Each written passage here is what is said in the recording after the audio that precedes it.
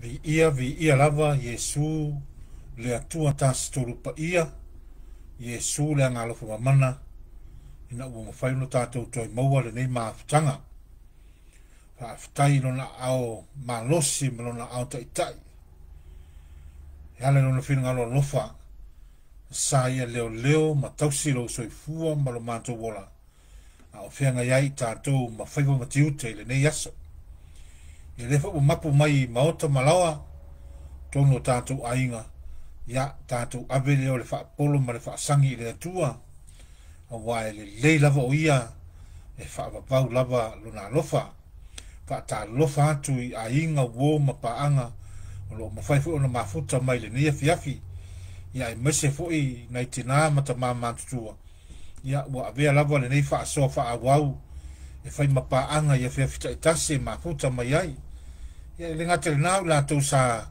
ko meni mai le pepia na nafi le tātou whaasoa whaafitai te le lava o le mātou te talo ia whaamanu iatu Iesu Agaalofa ia te oe ia ma ia hape nao na au ngā whaasoa pupu uma na i motu ngā manatu lo tufa atu e ala le whetala i mai o le atua ia ngā fionga soifua so soani le tātou wholaunga o whaia nei o i la tau fui o whengai mamai o le tino mātou te talo pia mo o tau mana tua lava le fionga le o staulanga ia muli au stars ia mai se foi le fale tua ia a ke nesesi lima ia masa o se tasi lava o maua i ngase o le tino au le mafau fauma le nganga ia whapenao na iere whamalo longa lo tātou o lii a inga foi o whengai ma whaanoa noanga ia ona o le nei foi aso sa whapenao na tau mawai atuai nisi o ta maa pionga la apostolo le ia le antaua ia wa whapena foi ona whare la wasi le nei aso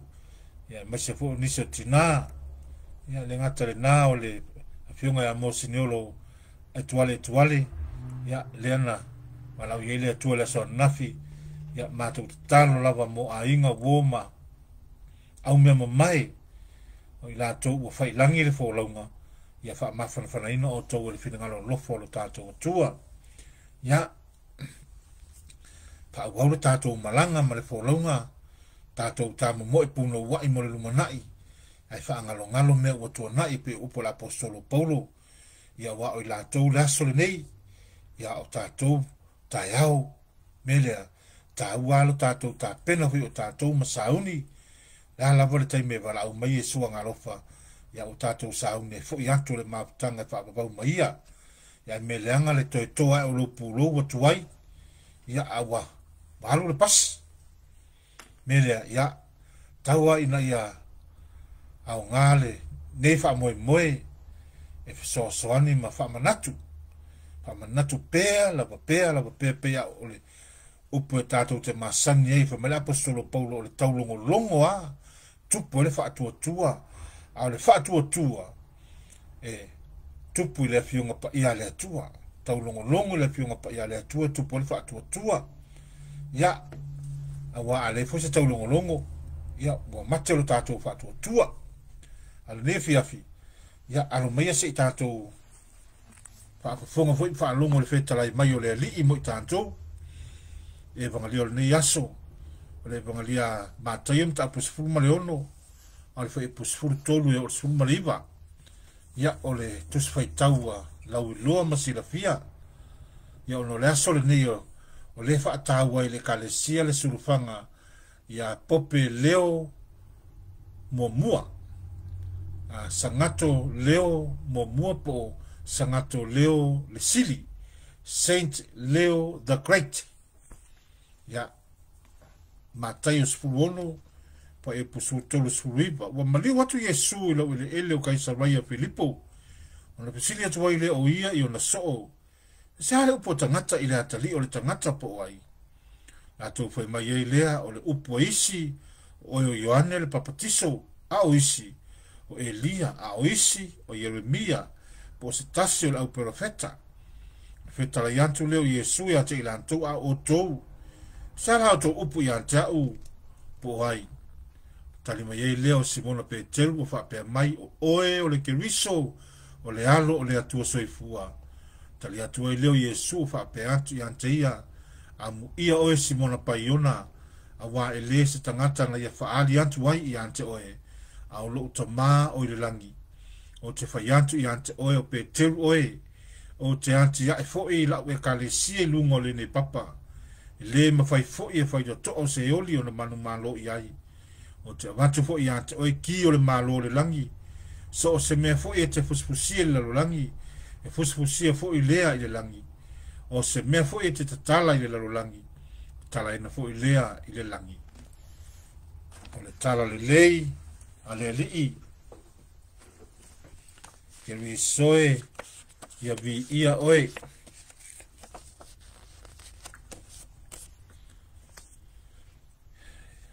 ia pe ona fai atu o le whaataua ma whaamamalu le Ekalesia ia sangato leo mua po sangato leo le sili le aso le nei aso se fulu o Novema pa mai whamatalanga pu ale i winga ia sangato leo Pope Leo the First, also known as Leo the Great, was Bishop of Rome from 29 September 440 until his death.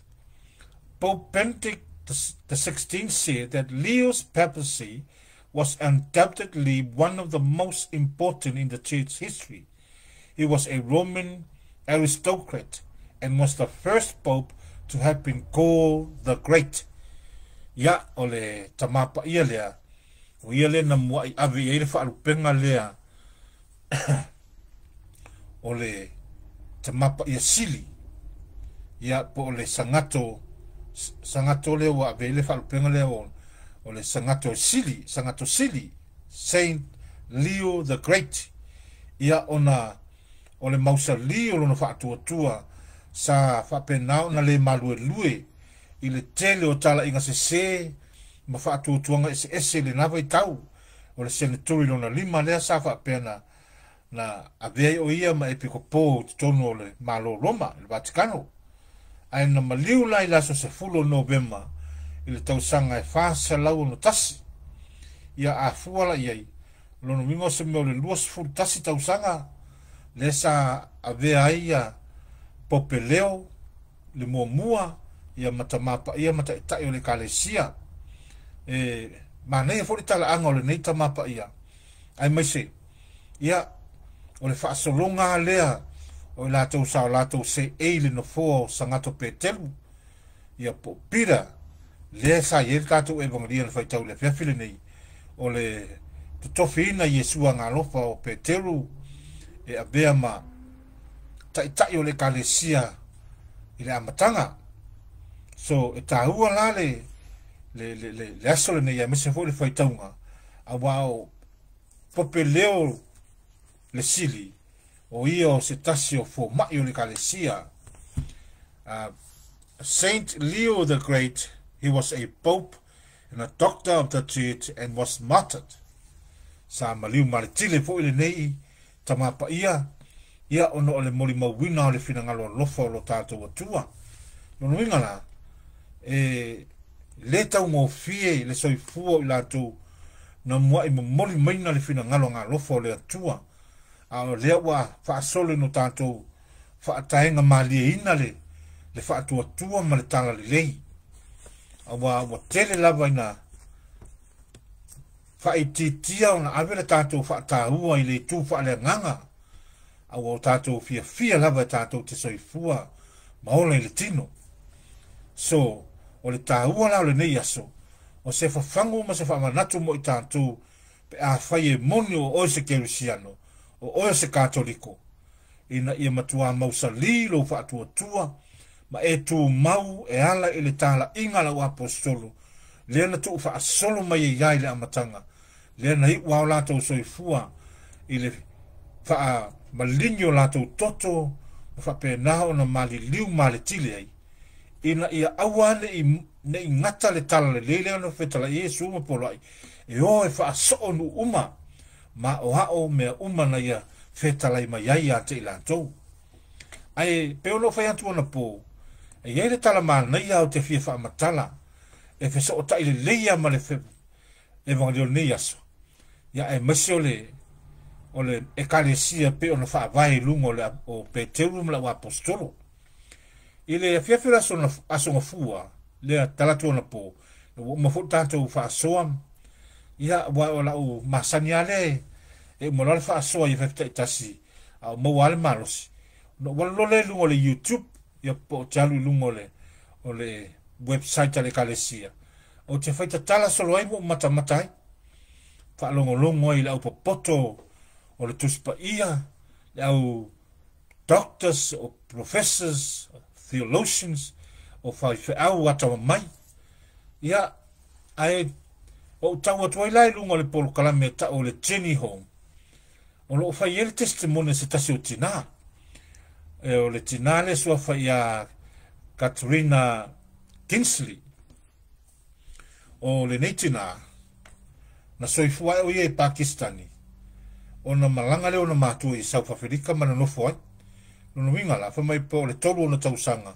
na malanga yo na matu i Afrika ma ave ila to ma no nofo ma futai ola ia laina a o lato fa tuanga o le notu musalemi o le isalama mana tuala le fa tuanga isalama o le lato tal tonunga ma lato wa ayanga ya Iesu o ia o le profeta ele o ia o se alo le atua ele o ia foi o se atua pe fo no fai atu e ye tangata o lato fa sala lawa lunga le Facebook le fa matalanga fa pe o Iesu o yo le alo le atua ai lo se atua al te lunga la le isalama o Iesu he was just a prophet like Muhammad man tu foi o Muhammad o le profeta le na ala le atua le tangata musalemi o le mela le motupu ua o foi na failo na ainga le anga no foi ale ia tangata e ta ole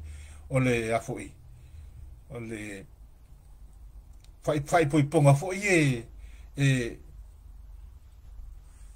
por Kelemete matua fai poi ponga ele ia se loto se o le tamatene fai afoi ole fixed marriage fixed marriage lono winga e o ke nai sai matua le tama fai poi pomale ma la tamatene ele hela se me ma fai no fai le tamatene pa wal me o le stai ma fa longo le me fa me matua o ia le tama ma la fai poi ia wa mai la tala le ole fa tala la fine o ia o se tangata fia tele talo fai taule tusi pa ia vo le ale musalime ka le Quran o lona esele ti bao to le fa fine le ile fa tu tuanga musalemi ia fa mai la te tonu la le tusi musalemi le o le Quran e ia ile pa Agaalofa amine ile le tu la fa pitoa mo Maria le tina pa ia e tali tonu fo ia musalemi o Maria she's mother and virgin o ia o le tina o Iesu au Iesu la ele salo le tua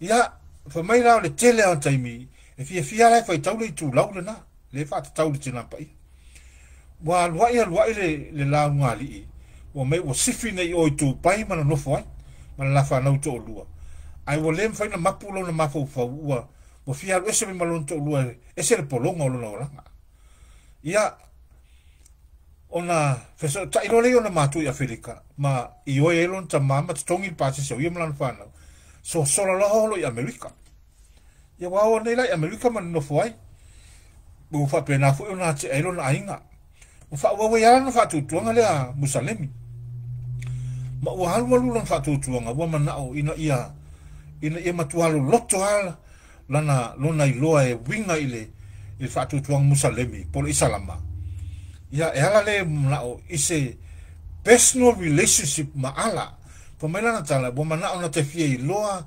po ia lona tua o ala wata talo ala ia ala e fa ai no mai o ia ona mana o ia matua mafana fana bava lata la ia almela wotupu po mai ele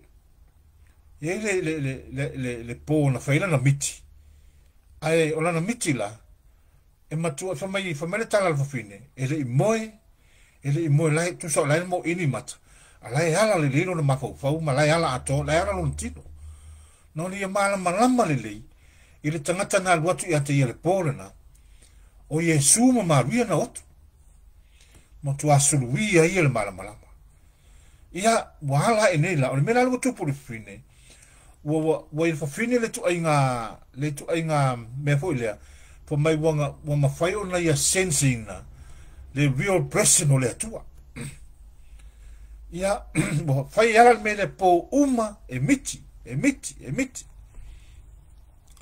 ia ai te lo alulanga wa tau mo fai esa ili po o se fo le mele o tupu ia ona lo le se tasio o paselika al católico na tulota amilo mata mana tu foi o musalemi ele tal tonu mai te le mo fatusa ai te ile fa mai le tina o te ile fa longo tu si fongo o le tina pa yo fa mai ate e toi foi atu lo la tu alu le small chapel ai tua o le paselika le ma le taimia na ulo tonu le tama chapel le na ia fa longo ina le file mu peace ia ai vole to ira se leo te falongo e pa vole me falongo I o le file mu ia na saulo le war o le mera le tupuli ia na ia o fai pe le mera po uma e miti ma va ai falinga e va ia Iesu e va ia Maria va ia Iesu ia e musu la fa soa e musu e pa tautus pa ia e musu e sa ili lunga le internet po le ale wingo nei mea pa wale o le mea o le o talo ia ala ina ia tau mawhai e ngata me ia. Au maise au wala e ngata me. Le lai ta talo ai lona tantalunga mal whaatua musale. Talo ia ala ina ia mana e ngata le mele tupu ia ia. O le mela o tupu o le mwhai ia. Nei wa nalu whaasoa le tinale to tasi le te whai ngalwe. Whai lo le tinale e ese male whaamanianga le ia oe. Ai vai oe. Sau ta oe la ulotu. Ale fa tolan tala. La mela ulatu e polo ulotu. Te le fialu sa ulotu. Pa wala le meo te mana oe. O leo te mana oe ia fa muta le mele o pe folinga o se mea ua. O pe folinga o se mea ua. O fai ma o isi teimi pe o fa fefe i ante. Ia fa mai lao le tau sanga la le na. Le na tau ana we ie lana wola te o lana lotu. Fai atulo ia Iesu. Wale leila. Le la walu le farsa. Le la walu le lotu. Le kilisimas. Ai o te mana o ta te whelua ina ia e tali mai la ufesiti ia pa mai la ia iala le farsamo e le tau mela le fine po lale le tu ainga whaatutuanga po le lotu nalu e pa ole le mea nalu al farsa pa wala ne e tali tonunga o le lotu ale lotu nalu la le lotu le talane a olona fale e lotu e le polo kilisimas mai mana ia le la unga ma mea uma pese ia whapena fo i le fellowship na fai ai na tele o le mela le pen fa atu ko mai la fa fini na tele I fa longo ina le presno le atua ile lotu le na le farsale na ia fa et saulo na sau e fa mal fa tu lo tale Iesu ia le vola go sau le lotu go sau la lotu ale tele sa la mela fa ia to e latu lo fenga luenga ai to fa ilo ila na wole e la te ola na lotu ia fa matalo le mena tup na lu lotu lea ai na tele I fa longo ina le fio yo le li la te lo mtua lea se sa ta ola lotu e le ta wala lo mtua ola na lotu katoliko ia I oilo ia mo le tai mo fa lo I vai o tele mana o ta te ola sa le nga to tele tangata ai o te mana ta te o I se asol vai aso e le na o ta ua ia ola tasio asol vai aso na o e martina ile lotu il farsa mai la tala al fine na tu vai ai il farsa ona I lo wa ia sensi na po vai fa longoina o lo fio ai Iesu il farsa le al farsa cattolico ia la tulo no folo no fo pito ai tu o le mela na matua I nge ai la ata il fa talanga al fine ia mana tuala pe ona fai atu e le tali tonu tangata musalemi po tangata isalama o Iesu o le alo le tu. Pa mai nana nofo ale pito ai tua. Tilo lo ilungo le koluse, le crucifix, mana tua sa farsa katolikoa. E tau ai tonu, pe ai tonu le koluse, le tu ia Iesu, le tau le crucifix. Tilo ilungo le koluse, le tau mai Iesu. Failo iai malmela, vai. E le oe salo le tua. E le oe salo le, pa mai la tala al fine no ata tilei. Wana upu mana meye malana tala no le tano Iesu. Ma kwa ika o fa ya Iesu ele o salo le kwa. lan mo fa polonga ya ule ngei malenga ngei kala mo ko ihika masai le ku ya uma fayang sai ma fayang kalaika ya fa makau ya Yesu nga mesa fa ya ne yaso manuia fo ne yaso ya lesa o ko mai kila o ngola mala aya pa mai la le ma ne yo talal fine sole ko kiki aka usanga ko fa nga lunga la fine la wal farsale ya mo fo le ku ya so ba ya so bangale sa ma fa ya la sa nginga le ore oke ya Yesu ne ko mal kolus yo ai la le aso ko mai le tina wa pe fo lo se me fia ya le anu farsa po me ho lo wiki engile umala stona le sala e mana o va ven umala sasi umala so po se ko ya ai pa walo la ngalu ngai fai na kula ngo fo le pi ko o kero ya Yesu le ko mer koluse ma fai ele o sa lo le tua le o sa ele o sa ya fa makala yang me sa fai ngaso ya lu fa ai la so na wal watu nei no fo il no fo la valetas ya malo na fai la na sa uninga le ma fa matala me sa fai ke ia le fa lo nga o fetala mai le tua ia yo fa mal fine ma le tala al fine no ata ya fa mai I think God has enough of me.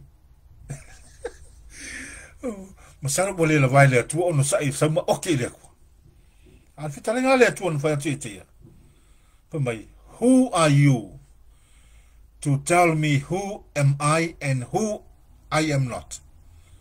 Oe te fai mai wa o le tua, po wa o le o le tua, po wa o pele wa o se tua pea. Oe, who are you? Pa mai tala al fine. Ile taimi alena, no nai loai, le tuo Iesu yo na luma, ka kangi lo la luma nga kuli, kangi lo. Kangi. Ai fai mai Iesu iaia, pa mai le tua iaia. Alu, when you come back as a child, then I will tell you who am I. Bye. Le tali na, ma fo le kusol mele fa fingi. Ole ngalu su e po fea o iai le moni. Where is the truth and what is the truth? Ole mele ngalu fingi su e. Ela la inga laku oke ia Yesu le ka kolkoluse. Ma fa ye ele o sa lo le tu. Ale la fa mele tua. Oe te siringi aia. Po o se tua pelo o se tua, po o la lo le tua pelo o se lo le tua. Oe. Who are you to question me who am I and who I am not? Well, go and come back as a child. Then I will tell you the truth. Ya lulo. O mai lon finya lulo, saulo la songa soa. Wa makwa I empty along ngaka. Sau ave eselonga mako popa musalemi. Ave eselonga kal kongunga mlong fa ko kuanga fa isalama. Awo sau o I o le tangata sala. Ya sau lo la sole na soa. To no fole. Ya fa lo Iesu. Pa mai wa ke ile so sulu mai le malama me koluse. Ma makua I mu o lunga nganga. Ma fa ko lo Iesu. Now here I am. Kikilo kumule le finge. Yang le. E sawa o Iesu. O ia o le atua ato atoa. Ma le tangata ato atoa. O ia o le alo o le atua. Pa mai le fisila Iesu le bongi o la solne. O le asa o to upu ia tau. Po hai. Pa mai a Peteru. O oe o le keriso. O le alo o le atua. Soifua. Le keriso. Le alo o le atua soifua. Pa mai Iesu. Simona paiona amu ia oe. A wa ele o se tangata. It's not flesh and blood. A o lo tama o le langi. Pamari fetalenga Iesu. Ele aia se tasi na te iloa le atalii wana o le tama. Le aifu se tasi na te iloa le tama wana o le atalii. Ma se loto le atalii e faali atu I ante ia. Ma faali e le atua le mamalu o le atua I a Simona. Ma confessa I Simona o oe o le keriso o le alo o le atua soifua. le mori maule na le tina lea. O I fo I le wha mauni ai. Le ai. E le sao fo I le to inga filosofia le tātou te tala noso oi. Nana ese au tāpua inga e tasi ale atua. Pa mai ale tala le fine lea. O le nalu lotu kilisimasi se tasi o wha atua tuanga. Ai na te le I whaalongo ina le a fio ai o Iesu. E le a fio ai le atua. Ai sea. E nga fo ele o se lotu na Faavaeina e Iesu le nalu ele fine lea. Ana le alu le fafine le for sa katoliko na tata yela na wo. E le lo le fafine o le fio le atua ile me nei. A pe fe un tupu na mea.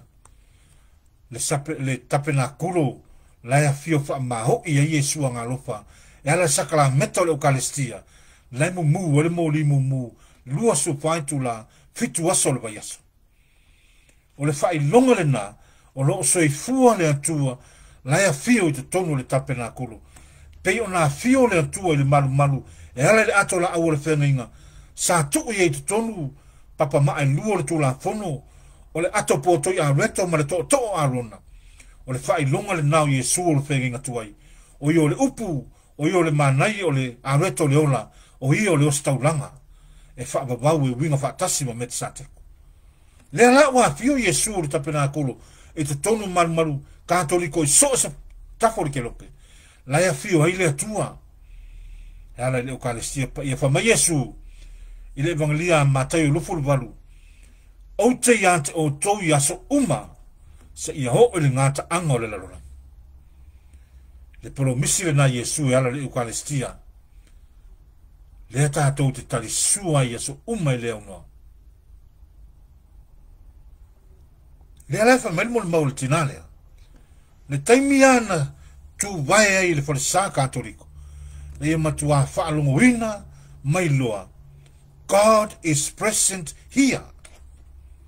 God is present. Le lawa no tulum whanan sa uninga le. Pe o le manei o le whaasonga le tinalea. Ba ai. Pe ano mato whai atu I se tātou whaasonga. E mawhai au na e sai le tua. Ai te sai le mea sao. Ai fo no fa no nga.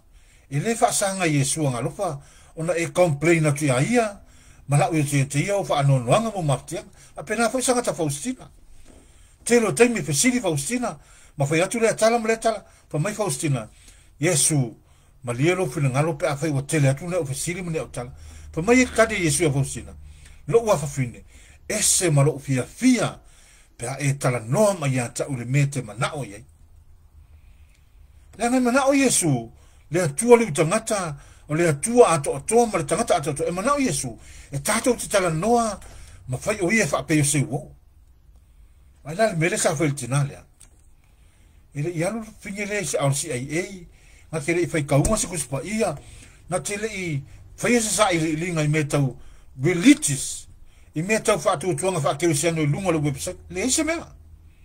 Aia, whaare sao I Iesu Agaalofa, ma ave le loto le fafine le moni ma le fa mauni o le fa tuanga ma le Ekalesia le nei Faavaeina pa mai Iesu o oe Simona paiona le ai si ngoa ia Peteru po kefa ma o lungo le ni kefa o te antia e aila o Ekalesia mai le ma fai to o se oli ona manu malo ia te watu fo ia te oe ki o le malo le langi so se me te fusi le langi fusi le langi. So se me te tala le laulangi, te tala le lang. Ale sa tātou wha malu nei, le nei aso le sulfanga, ya Saint Pope Leo the First. He was a doctor and martyr. E ui wha mai le tele, wa onga se, sa fetu leni wha tasi matau mawhai e te tinga le Ekalesia, nauna po. E le malu lua le wha tuatua Pope Leo momua. E sa tu maua, ila o onga na tu ngutu ma tu fonga mai la apostolo o le Ekalesia na Faavaeina Iesu Agaalofa mana I lunga o Simona Peteru I lunga o Kefa o ia o le papa Faavaeina Iesu na Ekalesia ma polo mis e le ma fai le ti a polo mana au ona manu malo ia le la fa matala vo le tina le ese o le falsa nalu i le po Krismas ma le aso le nalu o le falsa katoliko le la u fai le sauninga ia Iesu ma oke ia ma fa masingo Iesu ma fa Iesu le o io se alo le atua ala me lo kup le fa ari Iesu ma fai lo ia le moni lo na fio fa mahoi i lana Ekalesia na ia Faavaeina awa o lana mana me pele lo na fina me foi la lea a vai foi la o le e te fa fonga mai o ele te foi e sau ninga lea po o e te tali tonu lea o lea o Iesu e le o se atua fa fonga foi le talinga Iesu le sa foi le tina lea who are you to tell me who am I whether I'm a God or not a God, whether I'm the son of God or not. Who are you? Lenga yo na mea. Ayo e fisigatu le to ia te oe. Ai te li lokari. Wal mena mo tangata fa mo lunga, ma le ola fa fia poto. Wo ai le atua wo fisiri ngia le atua. Awa te fisiri le atua. Ai e maua le loto fa mo lalo pe o tu. Por seminale sa fai pona pole sa fa so atua.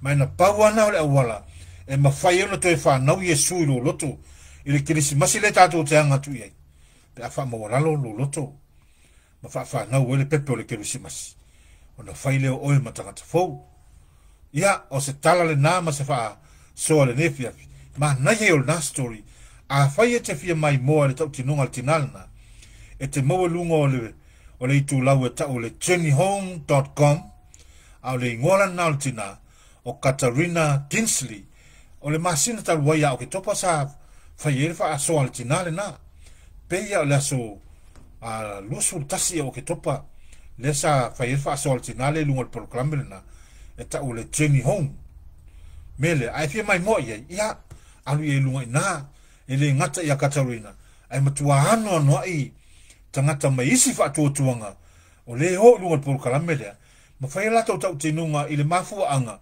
wali liu mai ia le Ekalesia katoliko ele oisi liu mai ma be ma pa tele mo staulanga oisi liu mai ma be ma oisi ata ngata fai au o fai fies fu tau sanga o be ma fai au pati fai au pentecoso fai au papatiso so se tu ainga fa tuanga tai fies fu tau sanga o fai au ai wa sa ili manga lua ile ngango le ali i wana liu mai le la yel por kalamele ai fi mai mola ia ole o ngole na le ole tulau ole journeyhome.com ia halu i lunga ina te matamata mai fa fonga ia atonu e nga fo mo oe ale wo fa matanga tu le na tala mata ngofi sa o fa lunga i tala tu na po ia mo e fo le ponga atale na fiafi mo ia mal fia le mata ngo fio le fa soa le natina tau ne fa man ia tu Iesu Agaalofa ia te oto u malava e mese la tu lo fai tanto fa soa